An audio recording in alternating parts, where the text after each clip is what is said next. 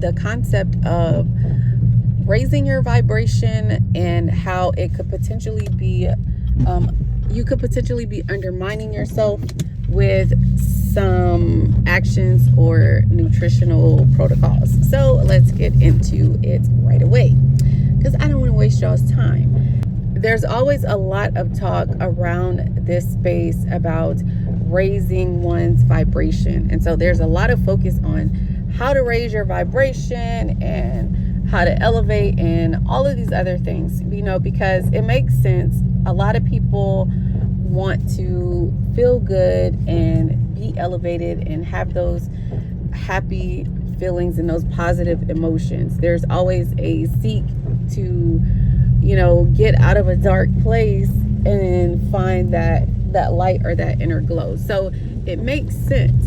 But one thing I really wanted to highlight, and something that I noticed, is that on the quest to raise vibrations, so a way to raise your vibrations, just in case you're watching this and you don't know, is you can meditate, you can use sound healing, you can journal, you can exercise. There are so many different ways to raise vibrations.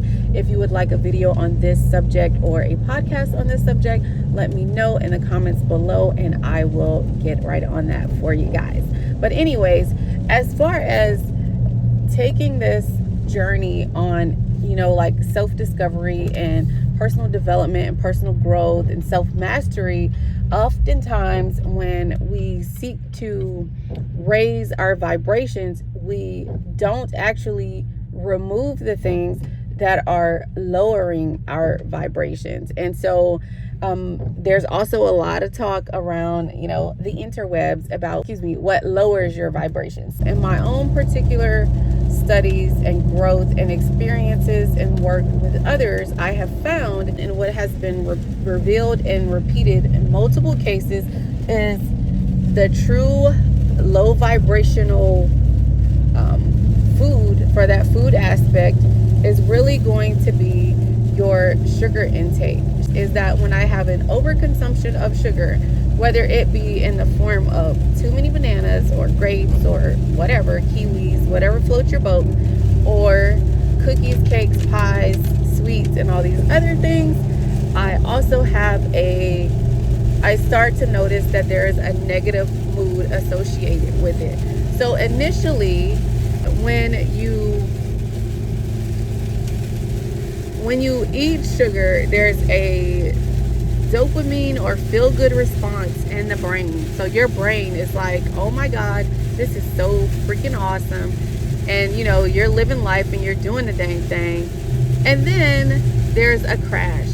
And after that crash is where you typically start to feel the low vibrational feelings, the low moods. When I say low vibrational, I'm talking about depression, self-loathing, negative self-talk, all of these things that really drag you down. So it could just be lethargy, it could be procrastination, the huge desire to take a nap, also known in my community as the itis. So these are all things that take you off of your path of being active and purpose-driven and moving forward in life, and actually kind of put you in a place where you're either stagnant or feeling stuck or confused or just scrambled up in the brain area as far as what you're supposed to be doing on your next step. What also tends to happen is there's a lot of second guessing about oneself and one's abilities with low vibrational means.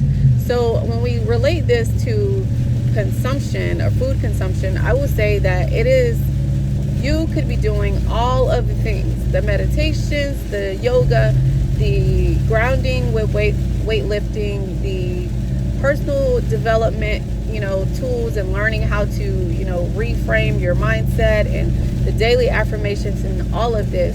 But if your nutrition does not support what you are doing, or it is too high in the sugar component, you will find that you are thwarting your efforts. Meaning it's almost like you take 2 steps forward into progress and then one step backwards. Now, sometimes these steps backwards are related to experiences and growth and lessons that you need to, achieve. But if you constantly find yourself in an uphill battle with trying to raise your vibration and keep it there, I really, really, really encourage you to take a look at your nutritional intake and see if it is heavily based in sugar. Not anything else, just look at your sugar intake. So a way you can do this is to keep a food diary for about a week. Along with your food diary, go ahead and start doing just a weekly, thought log. And at the end of each day, think about, write down maybe a paragraph or two about how your day went and some of the emotions that came up for you. And then in the next morning, take a paragraph or two in the morning and write down how you felt when you woke up. And then when you get to the end of the week, I want you to compare your notes. Compare your notes from your food diary, where you just wrote down everything that you ate. Just a quick little jot. Doesn't have to be anything crazy.